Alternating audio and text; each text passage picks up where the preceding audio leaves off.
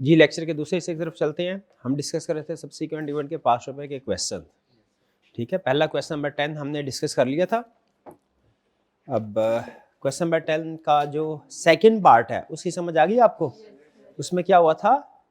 उसमें flood non adjusting event, ठीक है, जो कि हमने डिस्क्लोज कर down hotel damage bye flash flood, ये सब्सिक्वेंट इवेंट है, नॉन एडजस्टिंग है। Initial assessment of incident showed that significant repairs required. Hotel will not be operational. Audit report for the year has not yet been issued. Audit report not issued का मतलब क्या है? Audit report not signed। हाँ जी, यानी not issued का मतलब not signed। तो ये हमारे फर्स्ट फेज का क्वेश्चन है। वन वाला भी फर्स्ट फेज का था, ठीक है। तो इसका मतलब ये हुआ सब्सिक्वेंट इवेंट के क्वेश्चन में आपके लिए जो सबसे अहम डिसीजन ये नहीं कि एडजस्टिंग या नॉन एडजस्टिंग, बल्कि क्या है, स्टेज कौन सी है, क्योंकि आपके प्रोसीजर उस स्टेज के मुताबिक ही डिसाइड होते हैं कि क्या होगा। चलिए अब नेक्स्ट हम चलते हैं क्वेश्चन, कौन सा था दूसरा? कौन सा क्वेश्चन था सर में? 12 रिक्वायरमेंट कह रहा है in each of the above situation, यानी दोनों सिचुएशन के बारे में अलग अलग आपने इसको सॉल्व करना है क्वेश्चन को। Evaluate the need for amendment in the financial statement. देखिए वही जेनेरिक टर्म यूज किया अमेंडमेंट, यानी अमेंडमेंट का लफ्ज़ उसने किस लिए इस्तेमाल किया? क्योंकि आपको ये नहीं बताना चाह रहा कि एडजस्टिंग है कि नॉन एडजस्टिंग है, वो आपने खुद बताना है, और फिर इम्पैक्ट क्या होगा, क्या, हाँ जी, अमेंडमेंट होनी कि नहीं ये भी बताना है, और क्या अमेंडमेंट होनी है तो क्या होनी है अमेंडमेंट वो भी बताएंगे। And suggest audit procedure if any which the auditor would need to perform, और ऑडिट प्रोसीजर भी बताए। यहाँ पे कोर्स ऑफ एक्शन का वर्ड यूज नहीं किया, फिर प्रोसीजर का वर्ड बोला, तो इसका मतलब हमने सिर्फ उसके प्रोसीजर बताने हैं, इम्पैक्ट ऑन रिपोर्ट नहीं बताना रिक्वायर्ड नहीं है। Consider each of the following independent situation. Spruce limited पहला part issued its financial statements on 15 September 2020 for the year ended 30 June 2020। ये 15 सितंबर को तो अंडरलाइन करें, फाइनेंशियल स्टेटमेंट्स इशू हो चुकी हैं, एग्रीड। फिर कह रहा है on 22 September 2020 your audit team came to know that a major debtor has filed bankruptcy. ठीक है, अच्छा अगर यहां तक क्वेश्चन खत्म हो जाता तो हम कहते ये हमारा सब्सिक्वेंट इवेंट है ही नहीं, ये तो ये फाइनेंशियल इशू होने के बाद अकर हुआ है। लेकिन आगे देखिए आगे क्या कह रहा है, due to destruction of its production facility in a terrorist attack on 20 August 2020। Additional information को भी जहन में रखिए। अब मुझे बताइए पहली चीज क्या ये सब्सिक्वेंट इवेंट है? हाँ सब्सिक्वेंट इवेंट है। क्यों, कैसे पता सब्सिक्वेंट इवेंट? क्योंकि अगर फाइनेंशियल स्टेटमेंट इशू होने से पहले हो चुका था, आइडेंटिफाई उसके बाद हुआ है, सब्सिक्वेंट इवेंट तो है, एग्रीड। अब अगला अहम फैसला, ये फर्स्ट फेज का है, सेकंड फेज का, थर्ड फेज का? थर्ड फेज, क्योंकि ये फाइनेंशियल स्टेटमेंट इशू हो चुकी है। अब हम किस स्टेज पे हैं कि फाइनेंशियल स्टेटमेंट इशू हो चुकी है, ठीक है जी। तो यहां पे अब हम क्या बताएंगे उसको कि सब्सिक्वेंट इवेंट है, ठीक है, क्योंकि आइडेंटिफाई चाहे बाद में हुआ लेकिन अगर फाइनेंशियल स्टेटमेंट इशू होने से पहले हो चुका था। दूसरा अहम फैसला, एडजस्टिंग इवेंट है कि नॉन एडजस्टिंग? अच्छा normally bankruptcy of debtor adjusting event होता है, लेकिन यहां पे ये क्या होगा, नॉन एडजस्टिंग। क्यों भला? क्योंकि टेररिस्ट अटैक की वजह से हुआ है, condition did not exist at balance sheet date. उसने आपको एडिशनल इंफॉर्मेशन दे दी जिसने एडजस्टिंग इवेंट को क्या बना दिया, नॉन एडजस्टिंग इवेंट बना दिया, condition did not exist at balance sheet date. अब इसके बाद आपने क्या करना है, अगेन अब वो तरतीब से, अब ये थर्ड फेज है। रिक्वायरमेंट में क्या उसने बताया कि मैनेजमेंट एग्री या मैनेजमेंट डज नॉट एग्री, तो बोथ पॉसिबिलिटीज डिस्कस करेंगे। पहले अगर मैनेजमेंट एग्री करे तो क्या करना है, मैनेजमेंट ने फाइनेंशियल स्टेटमेंट्स में इस डिस्क्लोजर को इंक्लूड करना है और अप्रूव करना है फाइनेंशियल स्टेटमेंट्स को दोबारा। हम प्रोसीजर अच्छा अब क्या आपके सोल्यूशन में बैंकरप्सी ऑफ डेटर के प्रोसीजर आएंगे या नहीं? बैंकरप्सी ऑफ डेटर के प्रोसीजर आएंगे या नहीं? आएंगे, क्योंकि स्पेसिफिक इशू है तो आपके सॉल्यूशन में इसकी डिस्कशन होनी चाहिए। कोई मेरा ख्याल 3 प्रोसीजर लिखने तो काफी है, क्योंकि मेजर फोकस उसका ओवरऑल सिचुएशन के ऊपर है। इसमें 2-3 लिख दे, 3 लिख दे तो बहुत क्या ही बात है। अच्छा, प्रोसीजर लिखते हैं, फिर इसके बाद हम क्या करेंगे? इसके बाद फर्दर आगे क्या करना है? प्रोसीजर वेरिफिकेशन के परफॉर्म कर लिए, फिर इसके बाद अब हमने हाँ प्रोसीजर नहीं लेकिन हम रिपोर्ट पे इम्पैक्ट इसका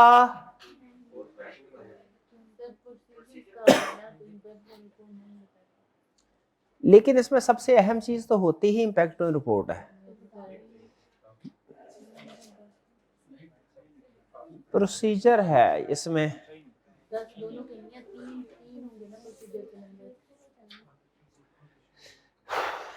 अब मैं जरा थोड़ा सिचुएशन ऐसी है, वैसे असूल के मुताबिक तो उसे यहाँ पे वर्ड कोर्स ऑफ एक्शन लिखना चाहिए था। अब टेक्निकली स्पीकिंग इसमें इम्पैक्ट ऑन रिपोर्ट नहीं आना चाहिए, उसने सिर्फ प्रोसीजर पूछे हैं। लेकिन सिचुएशन ऐसी है कि सब्सिक्वेंट इवेंट का टॉपिक हो और वो हम बात ना करें, एमसीज ऑफ मैटर है, डुअल डेटिंग है, मजा ही नहीं आता सब्सिक्वेंट इवेंट के सवाल का, डुअल डेटिंग का जिक्र किए बगैर। अब देखिए एक जरा तसल्ली के लिए एक दफा पढ़ के देखें, क्या मार्किंग प्लान में उसने इम्पैक्ट ऑन रिपोर्ट के मार्क्स दिए हैं? नहीं दिए, प्रोसीजर के दिए हैं, सिर्फ अमेंडमेंट बताने के और प्रोसीजर के दिए हैं बस। अच्छा, और एग्जामिनर कमेंट्स में देखिए उसने कोई इस तरह का एरर तो आइडेंटिफाई नहीं किया कि स्टूडेंट ने इम्पैक्ट ऑन रिपोर्ट नहीं लिखा? नहीं लिखा, चले ठीक है, फिर इस हम भी इम्पैक्ट ऑन नहीं लिखेंगे। लेकिन फर्ज करें अगर यही क्वेश्चन अब आ जाता है और अब वो कहता है कोर्स ऑफ एक्शन बताओ, फिर क्या लिखेंगे? फिर न्यू रिपोर्ट लिखेंगे, न्यू रिपोर्ट देंगे, न्यू रिपोर्ट में डेट पहले डायरेक्ट डुअल डेट में ना आ जाए, पहले हम लिखेंगे कि डेट एक्सटेंड करेंगे और हमारी एक्टिव रिव्यू की रिस्पॉन्सिबिलिटी भी एक्सटेंड हो जाएगी, ठीक है। और एमसीक्यू मैटर पैराग्राफ में बताएंगे सब्सिक्वेंट इवेंट जिसकी वजह से फाइनेंशियल स्टेटमेंट रीइश्यू हो रही हैं। फिर बताएं अगर रिस्ट्रिक्टेड अमेंडमेंट अलाउड है तो हम या आइडिया की रिस्पॉन्सिबिलिटी को रिस्ट्रिक्ट कर देंगे। कैसे रिस्ट्रिक्ट करेंगे? या तो अदर मैटर पैराग्राफ में इंक्लूड करके या डुअल डेटिंग के जरिए से। डन जी। और अगर मैनेजमेंट एग्री नहीं करती अमेंडमेंट से, दूसरी पॉसिबिलिटी ये भी तो है जो कि हमने सोशल में डिस्कस करनी है। अगर मैनेजमेंट अमेंडमेंट से एग्री नहीं करती तो क्या करेंगे?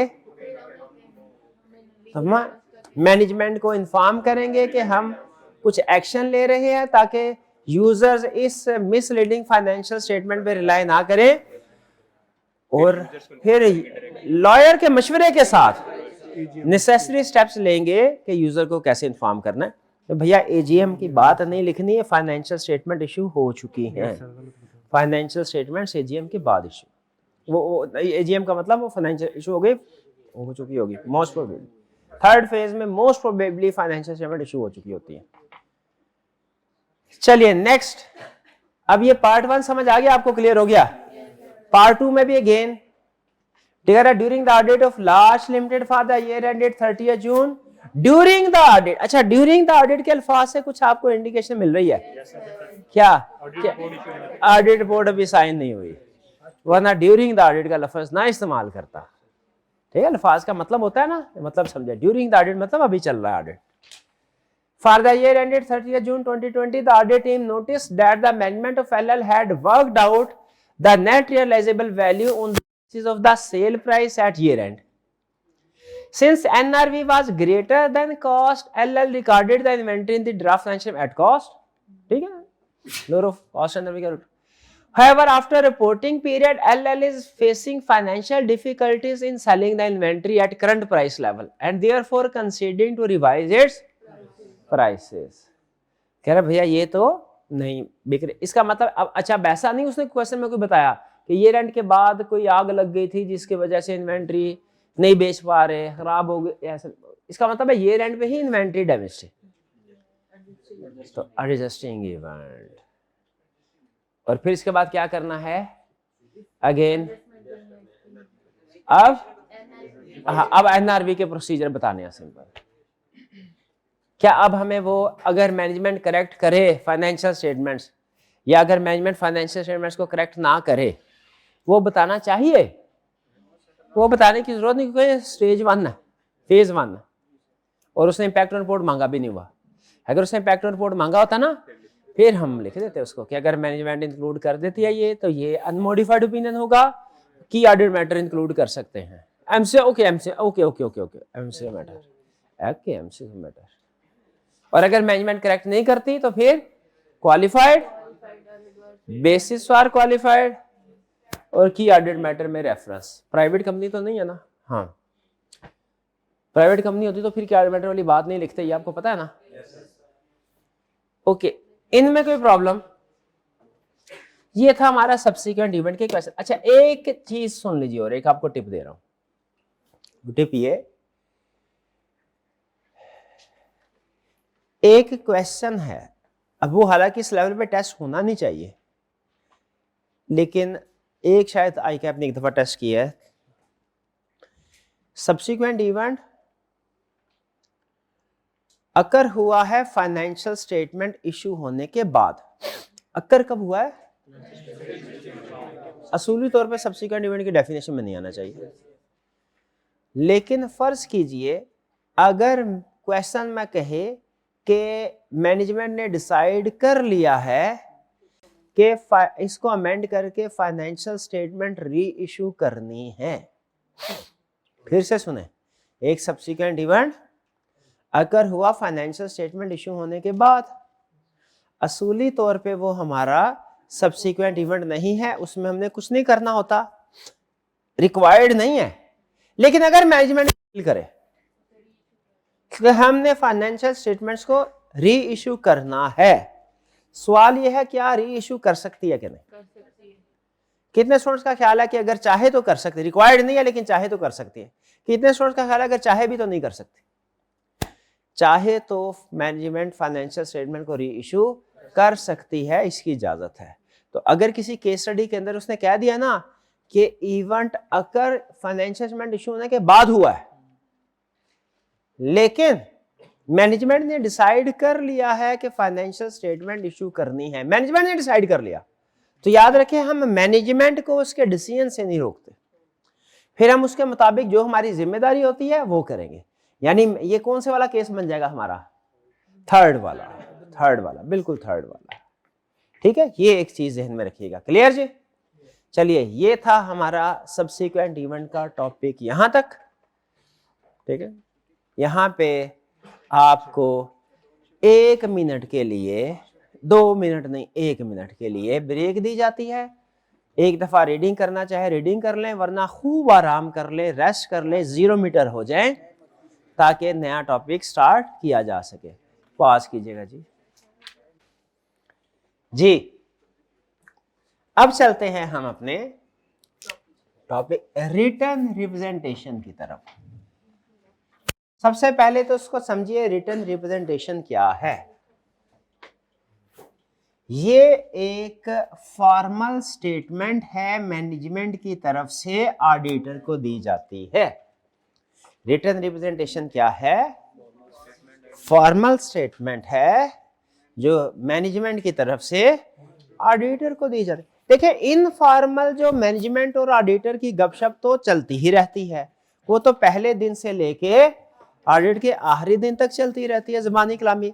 वो मैनेजमेंट रिप्रेजेंटेशन नहीं कहलाती।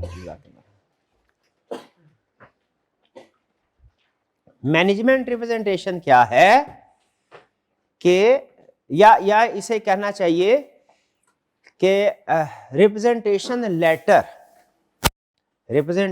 लेटर या मैनेजमेंट रिप्रेजेंटेशन क्या है? मैनेजमेंट की तरफ से कुछ स्टेटमेंट्स जो ऑडिटर को प्रोवाइड की जाती हैं। ये फॉर्मल स्टेटमेंट है, गपशप वाली नहीं, फॉर्मल। इन्हें बोलते हैं मैनेजमेंट रिप्रेजेंटेशन। अच्छा, आपके ख्याल में क्या ऑडिटर किसी एक, या यूं कह लीजिए मैनेजमेंट रिप्रेजेंटेशन का मतलब है वो इंफॉर्मेशन जो फॉर्मली मैनेजमेंट ऑडिटर को प्रोवाइड करती है। जो फॉर्मली मैनेजमेंट ऑडिटर को प्रोवाइड, वो है मैनेजमेंट रिप्रेजेंटेशन। आपके ख्याल में ये रिप्रेजेंटेशन सिर्फ किसी एक एरिया में होंगी या मल्टीपल एरियाज में? मल्टीपल एरियाज में भी हो सकता है।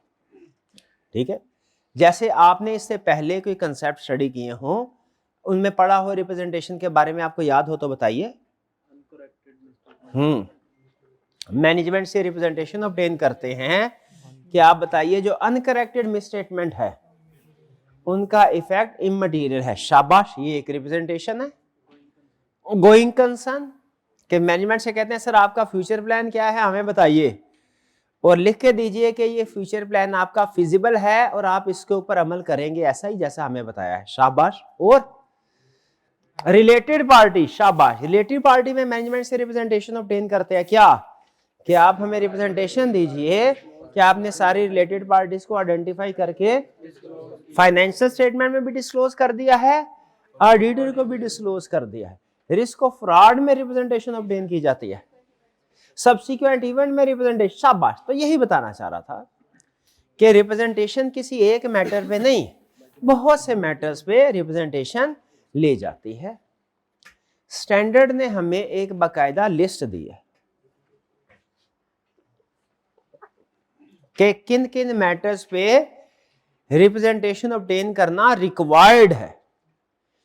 ये लिस्ट दी है, स्टैंडर्ड ने क्या किया है, लिस्ट दी है हमें गाइड करने के लिए कि किन किन मैटर्स पे रिप्रेजेंटेशन ऑब्टेन करना रिक्वायर्ड है। और नीचे एक लाइन लिख दी क्या, कि इसके अलावा भी अगर ऑडिटर अपनी जजमेंट की बेस पे जरूरी समझे मैनेजमेंट से कुछ फर्दर मैटर्स पे रिप्रेजेंटेशन ऑब्टेन करना, तो वो भी ले सकता है। ठीक है, जैसे फॉर एग्जांपल, अगर आपको एक एग्जांपल दे दूं कि वो कौन सा केस है जब रिक्वायर्ड तो नहीं है, लेकिन अगर ऑडिटर जरूरी समझे तो मैनेजमेंट से उस चीज के बारे में एक्सप्लेनेशन, स्टेटमेंट, इंफॉर्मेशन ऑब्टेन कर सकता है। मैनेजमेंट से कह सकता है सर रिटन फॉर्म में मुझे कंफर्म कीजिए उस बात को। वो क्या है, जब हमारे ऑडिट में कोई भी ऐसा एरिया आ जाए ना जो कि डिपेंड करता हो फ्यूचर कोर्स ऑफ एक्शन पे, जो डिपेंड करता हो मैनेजमेंट की इंटेंशन पे, मैनेजमेंट का फ्यूचर कोर्स ऑफ एक्शन क्या है, प्लान क्या है, तो उस पे अगर स्टैंडर्ड ने रिप्रेजेंटेशन रिक्वायर ना भी की हो, ऑडिटर फिर भी रिप्रेजेंटेशन ऑब्टेन कर सकता है। जैसे गोइंग कंसर्न भी फ्यूचर का प्लान कोर्स ऑफ एक्शन है, लेकिन इस पे स्टैंडर्ड रिक्वायर करता है रिप्रेजेंटेशन। लेकिन एक और एग्जांपल आपके सामने रखता हूं, आपने मुझे बताना है क्या इसमें रिप्रेजेंटेशन होनी चाहिए या नहीं।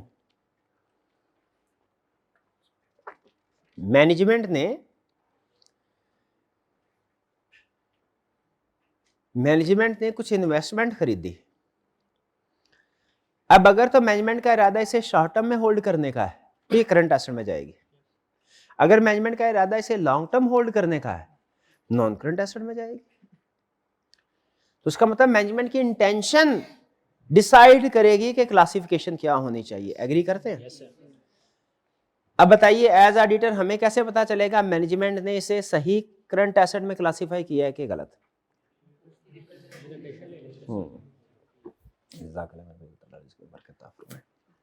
तो मैनेजमेंट से ऐसे मामलात में फिर रिटर्न रिप्रेजेंटेशन एप्रोप्रिएट होती है।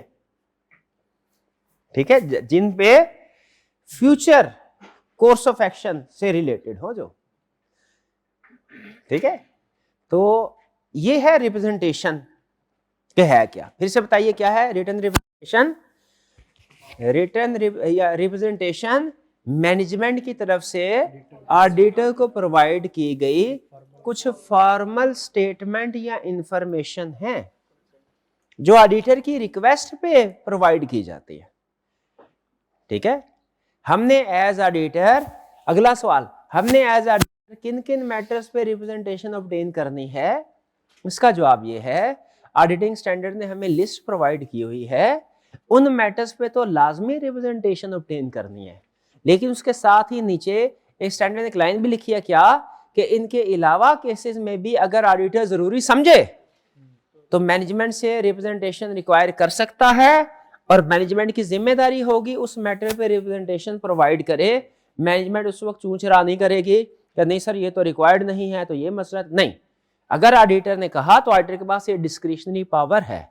जैसे नॉर्मली एक एग्जांपल दी, एक एग्जांपल कि ऑडिटर किन मैटर पे रिप्रेजेंटेशन ऑब्टेन कर सकता है, ऐसे जो मैनेजमेंट की जजमेंट पे डिपेंड करते, estimate future course of action पे, प्लान पे डिपेंड करते हो मैटर्स, इनमें ऑडिटर रिप्रेजेंटेशन ऑब्टेन कर लेता है। ठीक है जी। अच्छा, रिप्रेजेंटेशन ऑब्टेन क्यों की जाती है, अगला सवाल ये है। ये रिप्रेजेंटेशन हमारे लिए एक एविडेंस की हैसियत रखती है। ये रिप्रेजेंटेशन क्या है, हमारे लिए एक एविडेंस की हैसियत रखती है।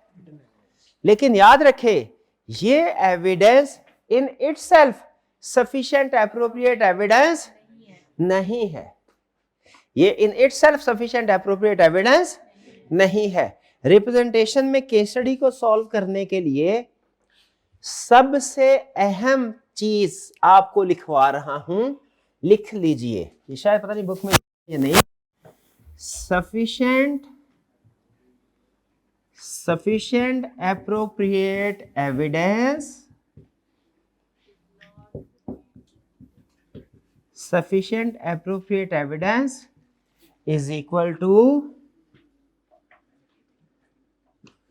ये रिप्रेजेंटेशन चूंकि रिटन फॉर्म में होती हैं तो इसीलिए इनके साथ नॉर्मली रिटन रिप्रेजेंटेशन लिखा जाता है, इज इक्वल टू किसी भी एरिया में sufficient appropriate evidence is equal to written representation plus other audit evidence plus other audit, जो भी उसमें मौजूद होगा उस एरिया में होना चाहिए। ये वाली जो आपकी इक्वेशन है केस स्टडी को सॉल्व करने के लिए इंतहाई जरूरी है। सबसे पावरफुल सेंटेंस जो इस रिटन रिप्रेजेंटेशन के टॉपिक में है वो ये है, पहले नंबर पे। दूसरे नंबर पे ये है, ठीक है। तो रिटन रिप्रेजेंटेशन क्या है, ये मैनेजमेंट की तरफ से इंफॉर्मेशन है, फॉर्मल स्टेटमेंट है जो ऑडिटर को प्रोवाइड की जाती है, जिसमें मैनेजमेंट अपनी रिस्पॉन्सिबिलिटी को एक्सेप्ट करती है, ओवरऑल रिस्पॉन्सिबिलिटीज। यानी एंगेजमेंट लेटर में आपको याद है मैनेजमेंट ने कहा था कि हमारी रिस्पॉन्सिबिलिटी है, हम फाइनेंशियल स्टेटमेंट्स प्रिपेयर करेंगे, इंटरनल कंट्रोल डिजाइन इंप्लीमेंट करेंगे, इंफॉर्मेशन प्रोवाइड करेंगे। रिटन रिप्रेजेंटेशन में मैनेजमेंट उन्हीं ओवरऑल रिस्पॉन्सिबिलिटीज के बारे में बताती, क्या हमने फाइनेंशियल स्टेटमेंट्स प्रिपेयर कर दी, हमने इंटरनल कंट्रोल डिजाइन इंप्लीमेंट कर दिया, हमने ऑडिटर को सारी इंफॉर्मेशन जो अहम थी वो प्रोवाइड कर दी। यानी ये वो एंगेजमेंट लेटर में ओवरऑल रिस्पॉन्सिबिलिटी आती है फ्यूचर के कंटेक्स्ट में, रिस्पॉन्सिबिलिटी एक्सेप्ट करने के स्टाइल में कि हाँ हमारी ये जिम्मेदारियां हैं।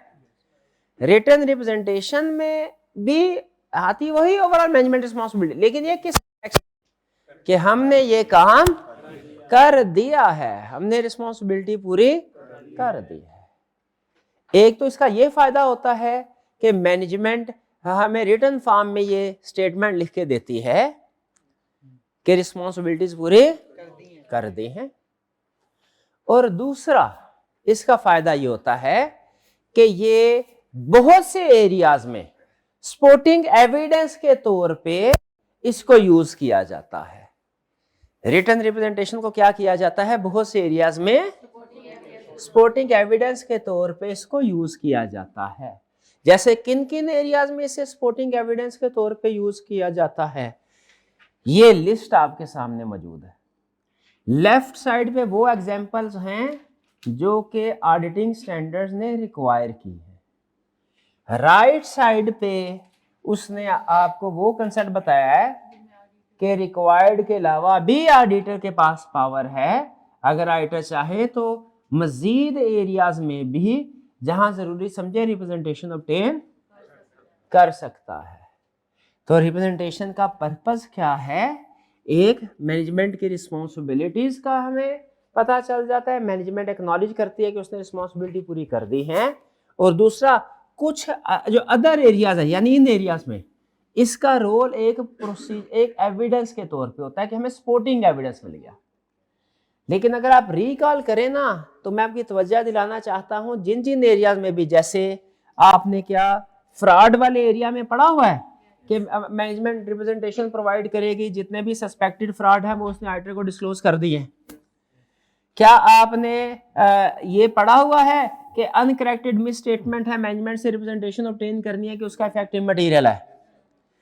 क्या आपने रिलेटेड पार्टी वाले टॉपिक में ये पढ़ा हुआ है कि मैनेजमेंट से रिप्रेजेंटेशन ऑब्टेन करनी है, सारी रिलेटेड पार्टीज डिस्क्लोज? क्या सब्सिक्वेंट इवेंट अभी ताजा पड़ा, उसमें एक प्रोसीजर था ये कि जितने भी सब्सिक्वेंट इवेंट्स हैं वो ऑडिटर को बता दिए, मैं फाइनेंशियल स्टेटमेंट्स में डिस्क्लोज एडजस्ट कर दिए। अच्छा, आपकी तवज्जो किस तरफ दिलाना चाहता हूँ, हर केस में वैसे ऐसा ही है, लेकिन खासतौर पर ताजा पड़ा 560 सब्सिक्वेंट इवेंट। इसमें मुझे बताइए, जब हम एविडेंस इकट्ठा करते हैं सब्सिक्वेंट इवेंट में, तो उसमें एक प्रोसीजर हमारा रिटन रिप्रेजेंटेशन का भी होता है, लेकिन क्या रिटन रिप्रेजेंटेशन ही पर ऑब्टेन करते हैं कि और प्रोसीजर और एविडेंस भी ऑब्टेन करते हैं? अदर इससे हमें एक बड़ी अहम चीज पता चली कि हमने अदर जो रिटन रिप्रेजेंटेशन है इसका स्टेटस सिर्फ और सिर्फ सपोर्टिंग एविडेंस है, ये अपने आप में अकेला सफिशिएंट एप्रोप्रिएट एविडेंस नहीं है। वरना तो जिस दिन ऑडिट शुरू होता उसी दिन खत्म हो जाया करता। मैनेजमेंट एक ही रिप्रेजेंटेशन देती, क्या सर सारी फाइनेंशियल स्टेटमेंट्स बिल्कुल ठीक है, लेकिन ऐसा नहीं। रिटर्न रिप्रेजेंटेशन याद रखें, ये क्या है? सपोर्टिंग एविडेंस है, सफिशिएंट एप्रोप्रिएट एविडेंस नहीं है। भाई यहां तक बात समझ आती है? तो जरा नंबर याद करें, स्टैंडर्ड के नंबर याद करने की जरूरत नहीं है, रिप्रेजेंटेशन याद करनी है, नंबर याद करने की जरूरत नहीं। अगर नंबर याद कर लें आपके सीफैप में बहुत काम आएंगे, लेकिन ऑप्शनल है, याद करने की जरूरत नहीं है, कर सके सीफैप में है, सीफैप में करेंगे, ठीक है। उसमें आपके और भी बड़े कंसेप्ट जो है इससे रिलेट हो जाते हैं, वहां याद करने हैं अपने। अच्छा, और क्या क्या है? और जैसे गोइंग कंसर्न में भी रिप्रेजेंटेशन ऑब्टेन करते हैं। क्या रिप्रेजेंटेशन ऑब्टेन करते हैं? फ्यूचर प्लान के बारे में, और प्लान फिजिबल है। इसके अलावा ISA 501 एक स्टैंडर्ड है जिसमें जो कि हमें बताता है कि लीगल केसेस को कैसे वेरीफाई करना है, ठीक है। वो हम जो प्रोसीजर पढ़ते हैं ना, लॉयर को लेटर लिखो, उससे पूछो लाइकली आउटकम क्या है, कितना नुकसान, फाइनेंशियल इम्प्लीकेशन क्या है, और इसके अलावा वो लीगल एक्सपेंसेस में सारी ट्रांजैक्शन को चेक करो, और मिनट्स ऑफ द मीटिंग को देखो। ये सारे प्रोसीजर कहाँ लिखे हुए हैं भला? ये ISA है हमारा 501। तो वो भी कहता है मैनेजमेंट भी रिप्रेजेंटेशन दो, के सारी लिटिगेशन उन्होंने हमें बता दी है। ISA 250 कहता है कि मैनेजमेंट से रिप्रेजेंटेशन लो, अगर उन्होंने कोई वायलेशन की है किसी लॉ की तो वो भी हमें बताएं, ताकि उसकी जो पेनल्टी की प्रोविजन रिकॉर्ड करनी है हम कर सकें। 580 तो स्पेसिफिकली है ही रिटर्न रिप्रेजेंटेशन का। ये बाकी जो है अगर आप देखें ना, 540 भी एस्टिमेट्स रीजनेबल है, ये भी मैनेजमेंट से रिप्रेजेंटेशन ऑब्टेन करते हैं। अगर आप देखें ना ये बाकी वाले, अब मैं एक खास चीज की तरफ आपकी तवज्जो दिलाना चाह रहा हूं, ये वाले जो बाकी के रिप्रेजेंटेशन है ये स्पेसिफिक एरिया से रिलेट करते हैं, लेकिन ये वाली जो रिप्रेजेंटेशन है ये ओवरऑल फाइनेंशियल स्टेटमेंट से रिलेट करती है। भाई ये बात समझ रहे हैं आप? ये फर्क अभी जब हम इस कंसेप्ट पे पहुंचेंगे ना, कि अगर मैनेजमेंट रिप्रेजेंटेशन प्रोवाइड ना करे तो फिर एज ऑडिटर हमने क्या करना है, यहां पे ये क्लासिफिकेशन काम आएगी। अब आपको पता है मेन सारे उसमें एक ही चीज बताई है उसने, क्या कि अगर तो रिप्रेजेंटेशन है जो ओवरऑल मैनेजमेंट की रिस्पॉन्सिबिलिटी से रिलेट करती है, तो क्या है इसका इफेक्ट? परवेसिव। ये सीधा अगर मैनेजमेंट ये वाली रिप्रेजेंटेशन ना दे, सीधा डिस्क्लेमर ऑफ ओपिनियन। और अगर इनके अलावा कोई रिप्रेजेंटेशन है, इसके अलावा ओवरऑल के अलावा, जो कि स्पेसिफिक एरिया पे होती है, जैसे लिटिगेशन पे है, ठीक है, जैसे सब्सिक्वेंट इवेंट पे है, एस्टिमेट्स पे है, रिलेटेड पार्टी पे, तो वो अगर रिप्रेजेंटेशन प्रोवाइड नहीं की तो है वो भी स्कोप लिमिटेशन, लेकिन वो मे भी मटेरियल हो में भी परवेसिव हो। इसमें इफ मटेरियल है तो क्वालिफाइड और इफ परवेसिव तो डिस्क्लेमर।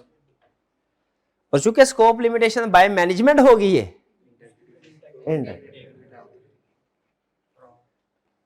क्लियर जी। फिर से वापस आ जाए, क्या हमें पता चल गया कि रिप्रेजेंटेशन ऑब्टेन करनी है हमने, इसका स्टेटस क्या है, क्या ये सफिशिएंट एप्रोप्रिएट एविडेंस है? नहीं, सपोर्टिंग एविडेंस। सपोर्टिंग एविडेंस का मतलब क्या है? रिटन रिप्रेजेंटेशन ऑब्टेन करो लेकिन साथ दूसरे प्रोसीजर भी परफॉर्म करो, एविडेंस ऑब्टेन करो। ठीक है जी। तो अब आगे चलते हैं। नेक्स्ट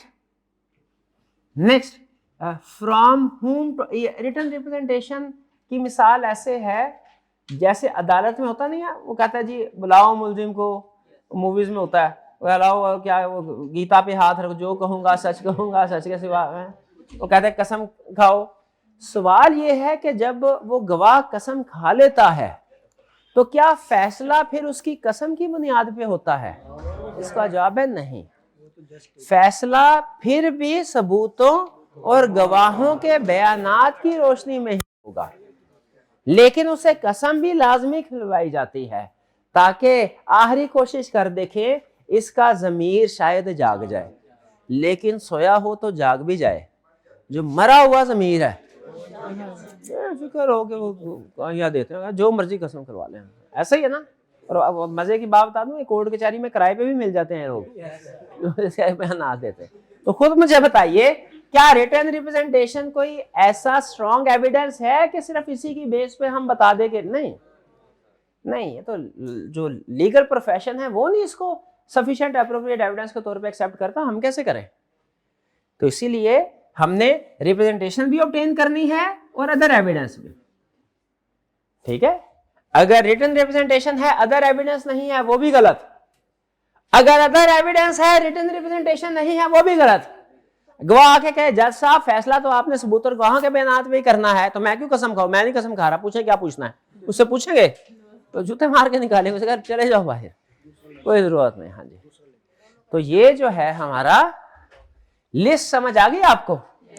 अच्छा, अब आगे चलते हैं। From whom to obtain, representation किससे ऑब्टेन करनी चाहिए? मैनेजर। अच्छा, किसी भी मैनेजमेंट से नहीं, किससे भला? मैनेजमेंट, जो वो लोग जो फाइनेंशियल स्टेटमेंट्स प्रिपेयर करने के रिस्पॉन्सिबल है, यानी सीईओ और सीएफओ। ठीक है जी, इनसे। अच्छा, और अगर ये सीईओ कहे कि भैया मैं तो आया ही आखिरी महीने में था, तो जो शुरू के 11 महीनों के रिप्रेजेंटेशन पुराने सीईओ से लो और आखिरी महीने की मुझसे, तो क्या ऐसे करेंगे?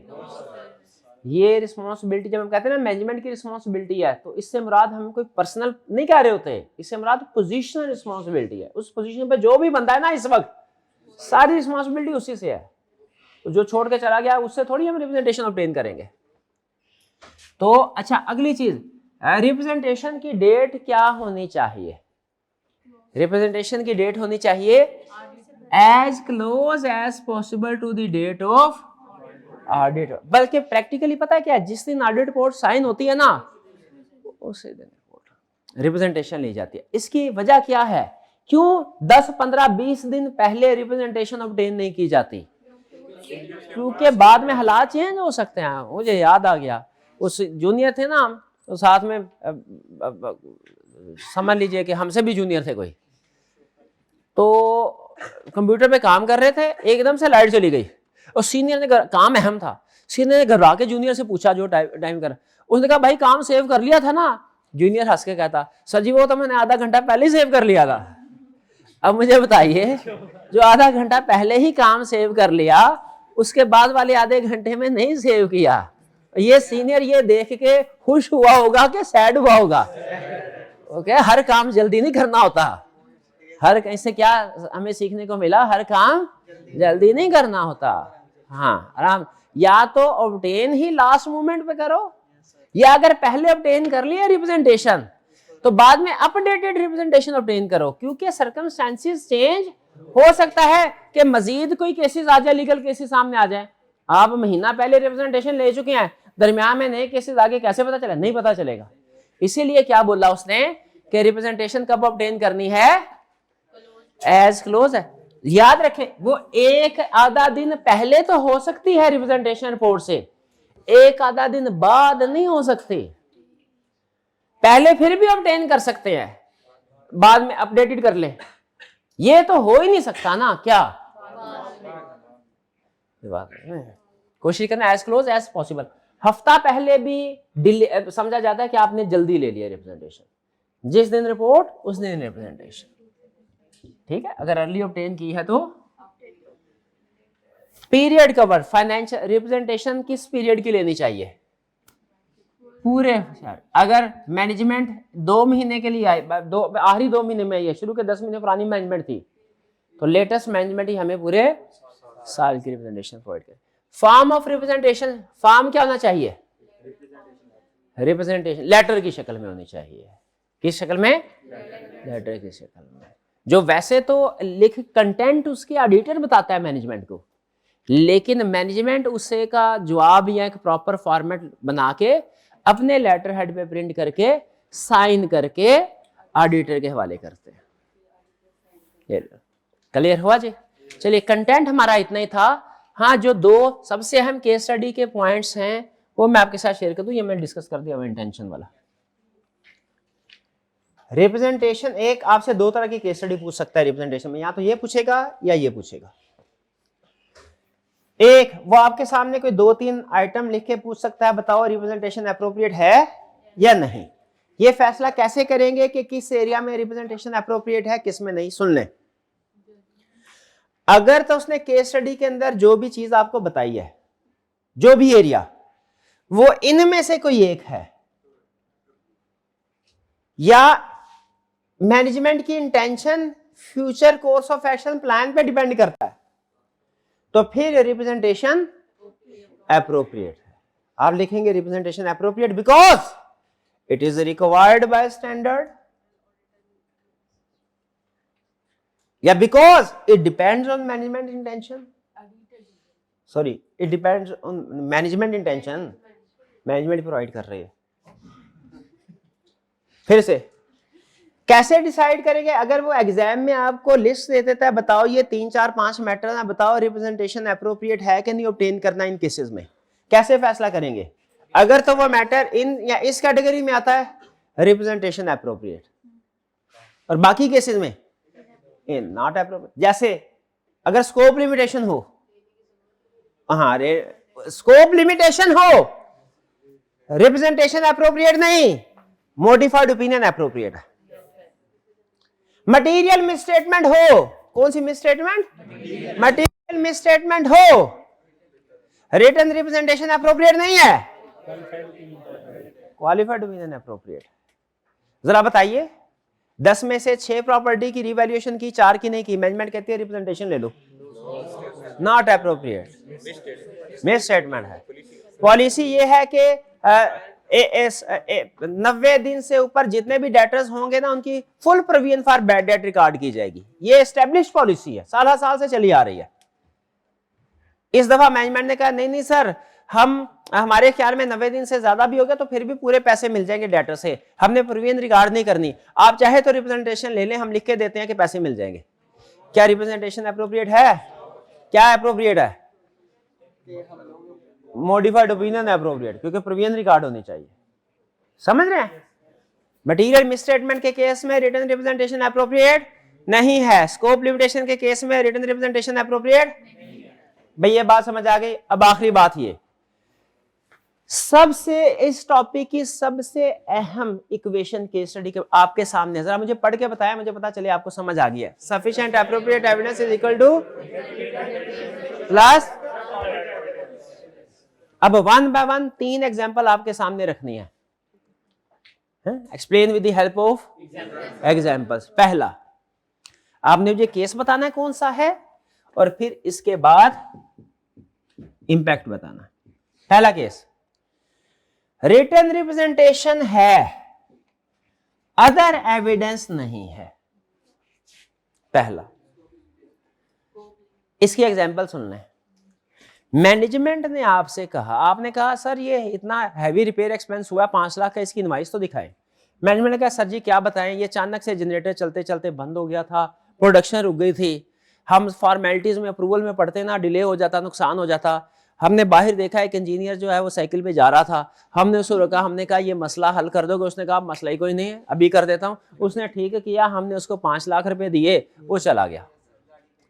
हम हाँ, वापस गाड़ी पे आया, साइकिल पे था गाड़ी 5 लाख में कौन सी गाड़ी आती है 5 लाख?